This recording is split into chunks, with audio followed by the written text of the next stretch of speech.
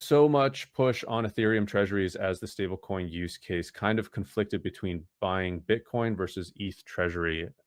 Thoughts. I do have some thoughts on this. Okay, so Samson Mao, who you might have heard of, has a really good theory of why ETH is pumping. So he says, let me explain what's happening with ETH to BTC.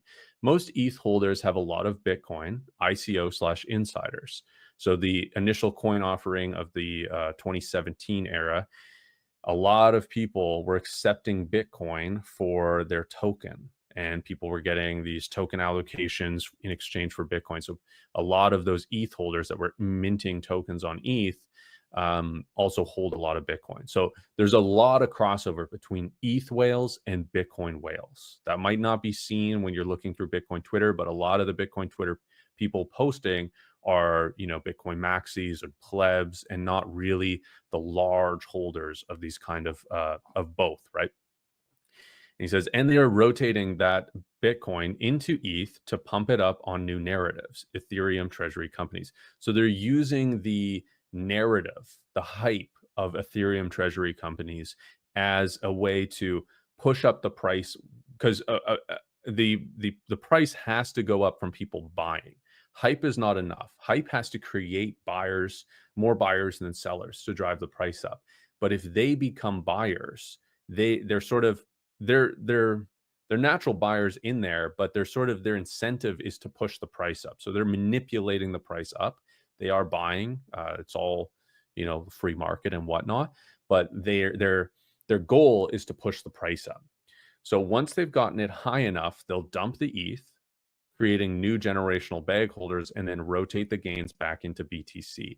No one wants ETH in the long run. Plan accordingly. This is absolutely true. ETH has a bully pulpit. They have a unknown amount of supply. They have a huge amount of pre-mine. They have a huge amount of competition because they're not competing for sound money like Bitcoin is. They're competing for smart contract platform for the issuance of tokenization and stablecoins. So there are all sorts of other competitors in that. I don't know if Wall Street and the new people, because it's going to be a little bit of a free market of tokenization, right? Companies can create tokenization. Some will be in the regulatory framework, and some won't, and some will benefit more. But there's not going to necessarily be a reason for these developers of tokenization and stablecoins to use the ETH network over, say, Tron or Sol or some of these other S coins, right? Because the added amount of decentralization of ETH and sort of market cap reputation of it doesn't really matter to the users if they can do it cheaper and faster, right? That's a more competitive advantage for something that is not secure anyway. ETH is not secure anyway, so it doesn't really matter that Sol is less secure or Tron is less secure or more centralized, right? So I think the competitive advantage will go towards faster and cheaper, and ETH does not win on that. As ETH becomes more expensive in price, it becomes more expensive to use it, and then there's an incentive to move over to a layer 2 or move over to an alternate chain. That is not the way that Bitcoin works, right? Because Bitcoin is not competing for the use case of using it rapidly to issue tokens and things like that. It's competing as a stable store of value over the long term. So I think that this is probably really accurate. I think that it'll be a hype train. It'll be not a long-term position. I think it's a really bad idea to hitch your train to ETH in any way, in my opinion. And it's really easy to do when you see it run up so quickly and you think, okay, well, I can make a bunch of money.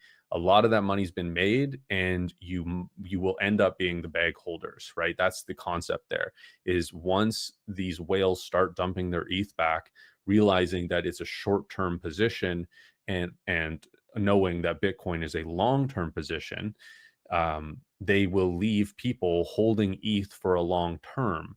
And ETH still hasn't hit its all-time highs in dollar terms, and it will never hit an all-time high again in Bitcoin terms. So it's not worth holding in that way. If you're struggling to figure out all this Bitcoin stuff and just want a one-on-one helping hand, I now do consults, which you can book through the link in my description. We can cover moving your Bitcoin off of an exchange into a hardware wallet, security best practices, and basically anything else that you want to go over. Just let me know what it is, and we'll figure out a time that works for you to book in a consult. If you're looking to get yourself some Bitcoin, you can use my link in the description as well for Bitcoin Well, and it is the best possible way, in my opinion, to buy Bitcoin. It's a non-custodial exchange, which means there's no counterparty risk. You send the money, they send you Bitcoin directly, and they also have non-KYC options available, and they have the lowest spreads and fees in the US and Canada. If you want to secure your passphrase for future generations, or just in a way that is very safe and secure, I would recommend Stampseed. You can use my code BTC not crypto 15